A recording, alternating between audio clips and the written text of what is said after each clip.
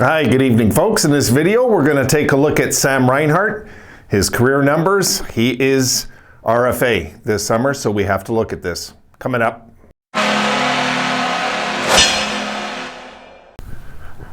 Oakley dokley, let's take a look at this.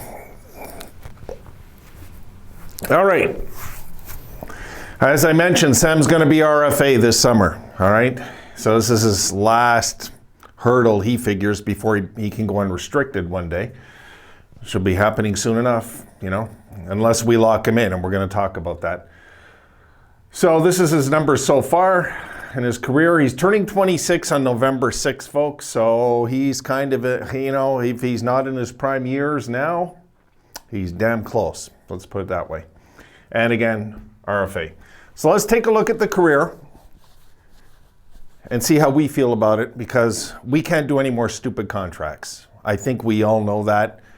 If there's any reason the Sabres have sucked for so long, guys, it's because we've been boneheaded, stupid, ignorant, and dumb when it comes to contracts. We really have been. We've really crapped the bed many times. We're repeat offenders. We're repeat offenders. We can't do that no more. All right. 2014-2015, first season. As you might recall, we made sure we didn't eat up 1 year of the entry level. We played him 9 games, 1 assist, 1 point, -1, 3 shots on goal. Basically, just he wasn't big and strong enough as he is now. He's more bigger and stronger now. Put on some muscle the next year. Tim Murray pushed him a bit, you might recall. 79 games, 23 goals, 19 assists, 42 points. And very good rookie season, because that's his rookie season, really. A -8.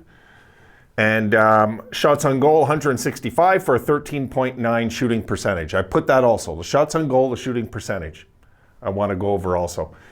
2016-2017, he takes a step back, you notice, in the goals, but in the assists, it's about the very similar season. 17 goals, 30 assists, 47 points. A -11, 178 shots on goal during the season for a career low 9.6 shooting percentage that year. Next year, here we are. 82 games played, 25 goals, 25 assists, 50 points. You might recall that was the year where he finished really strong. He finished strong that year. And I was good after this season, giving him long term the way he finished. But as it's unfolded, I'm glad we still didn't, He was a -24 though, guys. Okay, that's glaring. 188 shots on goal, a 13.3 shooting percentage. The next year, now this will be the first year of the Botterill contract for 3.625, I believe it was. I have it on the other side. We're going to go over that too in a sec. He had 82 games, 22 goals, 43 assists, 65 points, -10. At this point, Botterill looked really smart, actually, able to get Sam to do a 2-year deal. I was really impressed with it at the time, actually, it was.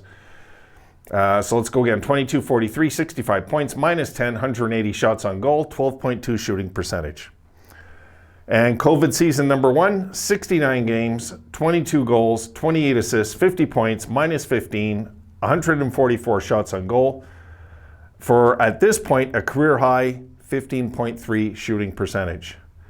And this year, and this is where we're at, 52 games. I don't have the 54, my goodness. Right. Sorry, guys, I just realized it now. Well, we're going to keep going. It's only 2 games. 25 goals, 15 assists, 40 points, a -24, 125 shots on goal. And a career high 20% shooting percentage this year. Very good. Very, very good. That's glaring. So let's look at the career numbers so far, minus the 2 games that should be there against the Islanders, but they're not. 452 games, 134 points, 134 goals, 161 assists, 295 points, a career -93. If you notice a pattern, he's minus every single year, which isn't good.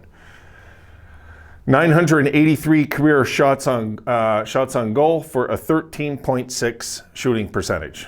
And it's good. 13% is good. It is. Ovi has less. I'm just saying, He's not Ovi, but I'm just saying, It's good. It's not bad. What's not good is how many shots. That's the problem. He's averaging about a little more than 2 shots a game in his career. It's not enough. All right, let's flip it over and take a look on some vital points here I want to go over with you guys. I consider them vital because I'm from the 70s and these are vital for me. If you notice, I don't really do much, I do understand and read analytics, but sometimes it's pointless because they'll talk about certain percentage of a shot where you just don't know what the highest scoring percentage was on the shot though. Anyway, I don't want to get into analytics. So here we go again, 452 career games, 134 goals. Now here are the glaring things they should be looking at when, I'm guessing they're going to look at when it comes to negotiation time on his contract. Folks, he's had 88 even strength goals in his entire career. 46 on the power play. So basically 1/3 of his goals are on the power play. This is something to consider when they're sitting there and signing the dotted line. It is. All right, so 88 goals, even strength goals in 452 games is about 1 every 5 games, a little less, but 5 times that would be 440. So 452. So let's just say 1 every 5 games. Sam gets an even strength goal. It's not good enough. Not for a monster contract. It's not good enough. It's just not. He has 19 game winners in 452 career games. His average ice time in his career is 18 minutes a game, 18 minutes, 6 seconds a game. Now, I want to go over the faceoffs because we drafted him as a centerman. I know he played a lot of winger. I know, I get it. 991 faceoffs in his career. He's won 382. He's lost 609. His career faceoff percentage is 38.5. Now, in his career, in 452 games, he's laid out 187 hits. It's not enough. It's just not enough. 214 blocks. 152 takeaways, but 177 giveaways. Now, his previous contracts were 2 years at 3.675, and that was for 2018, 2019, 2019, 2020, and he did sign right before this year a 1-year deal for $5.2 million for this season. So these are just some of the numbers I want to put out there with you guys. And because when it comes to negotiations and a contract, this is what this is stuff they're going to look at. They're not just going to sit there and say, I really like you, you're a nice guy, I'm going to sign you, I'm going to give you $8 million, Unfortunately, Skinner kind of held us ransom with a 40-goal season, and we should have, in my opinion back then, let him go. I would have, I swear to God, I gotten so many arguments with people online about this that were Sabres fans. Oh my God. It was like, no, that'd be the stupidest thing we could do. No. And I was the one that lobbied to get him, but when it came right down to it and it was in that situation and we're putting all all the power in his side, no. Time to move on. Move him. Go. Get him out of here. Seriously. What kind of team player won't settle for, why did he have to sign for $9 million? He couldn't take 7. Come on. I'm still mad about that. I am, because bad contracts is what can kill us, guys. If we're going to have any kind of future, okay, any kind of future and any shot at winning a Stanley Cup eventually, we can't have stupid, boneheaded contracts. We can't. This could be one again. No. What would I give him? I don't know. What would you guys give him? He scores 1 even strength goal every 5 games. Yes, I know he's on a tear right now, so we're going to lock this guy in for 5-6 years because he's on a 12-game tear? No, Sam's did this before. Right here. Yeah, right there. Okay, that's the year. Remember everybody was saying we got to get rid of him? You remember all the Sabres fans were complaining at 3 goals in the first half of the year? What he got, I remember, he had 19 goals. I believe 19 goals his last 37 games, if I'm right, of this season. Okay? So I was ready. I was even reeled in to sign him long term if we could. Because I've been a believer in Sam since we got him. Should have we taken Draisaitl? Of course. But, like we didn't. It is what it is. We still got a good player here. This is not a Hall of Fame player. This is not going to be the heartbeat of our team in the future. It just won't be. I'll tell you right now, it's going to be Rasmus Dahlin in the future. It's not going to be him. Now, Dahlin we'll have to talk about eventually, But right now I want to talk about Sam because Sam has earned the right. And my guess is this, guys. I don't think we're going to have to lock him in long term. I really don't. I think Sam will be more than happy to have his UFA eligibility come through, right? So I might sign for a year or two and want to go UFA. Just saying. Because if I'm right, he could sign 1 year. Correct me if I'm wrong. For sure in 2 years. But I'm pretty sure he's just 1 year away, right? Yes. Yeah, he should be 1 year away. He should be after next. So I would not be surprised if we signed him just for 1 year and he's going to think about walking after that. Because he could then say, okay, no, I'll sign for 1 year. That might be what he does. We'll have to see, But if you look at his numbers,